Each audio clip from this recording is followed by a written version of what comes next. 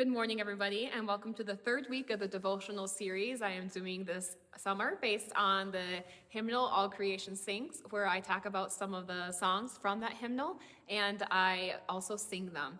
My apologies for missing last week's devotion. I had a cold and did not have much of a voice, so couldn't really record. This week we'll start off by talking about and singing Can You Feel the Seasons Turning? The text is written by Louise Bringle and is based on a Welsh melody. I decided to start with this song and chose this song because I thought it had a really interesting topic and a topic that I haven't seen in, I don't think, any church songs, and especially in a church hymnal. And it's a topic we don't talk about often in church, even though I think it's a topic that we should cover in church.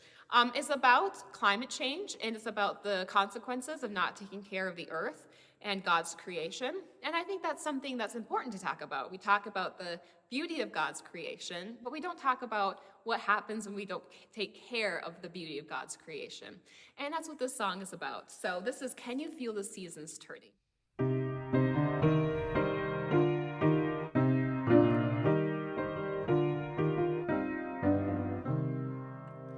Can you feel the seasons turning, winds and waves grown wild and strange? Can you feel creation groaning, fearful of the coming change? Ice caps melting, oceans rising, homes and habitations lost. Can you feel the seasons turning? Can you count the bitter cost? Can you hear the creatures crying, lynx and otter, wolf and whale? Can you hear the spirit sighing as her children grieve and fail? Nature's poor, the first to suffer, pay the price of human greed. Can you hear the creatures crying, begging us to stop and heed? Can you feel the seasons turning, storm clouds gather in the skies?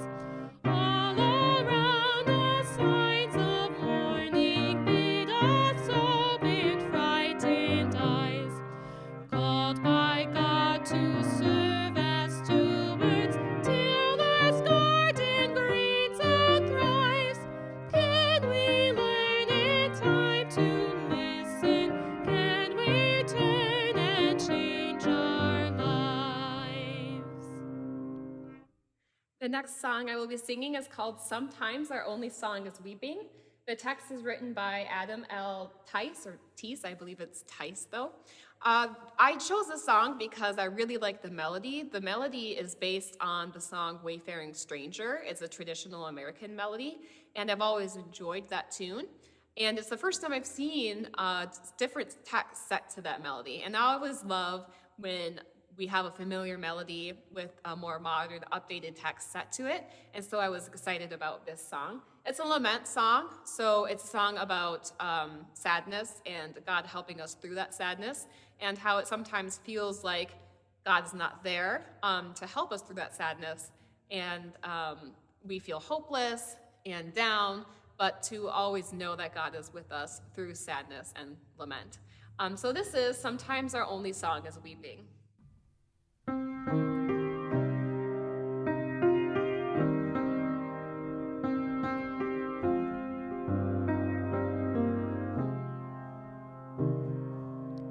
Sometimes our only song is weeping, our only sound is gasping breath.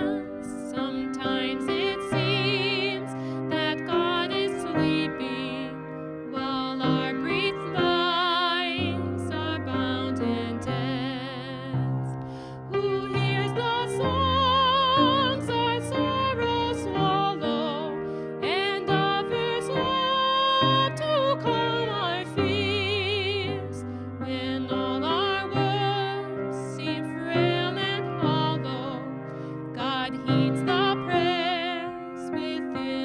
tears.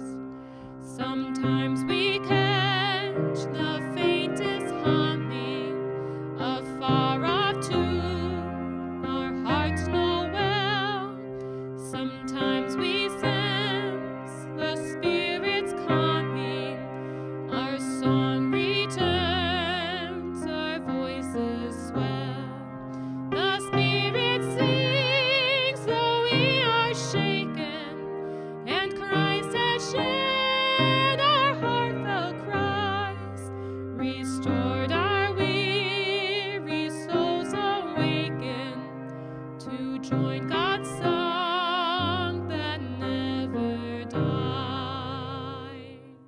The next song is called Build a Longer Table, and the text is written by David Bjorlin, and the music is based on a French carol.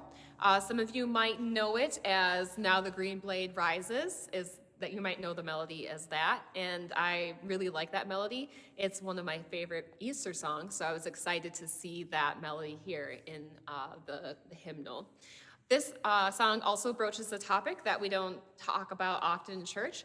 It's about accepting people from other nations into our country, and building the first line is build a longer table, not a higher wall.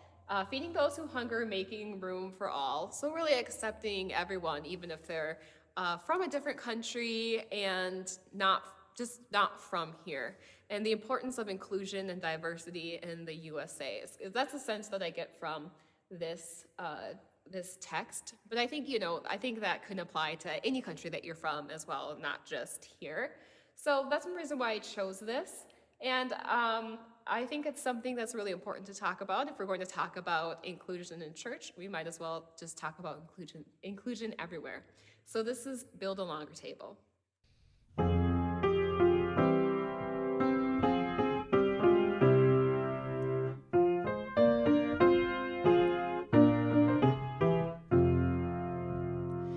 Build a longer table, not a higher wall, feeding those who hunger, making room for all. Feasting together, stranger turns to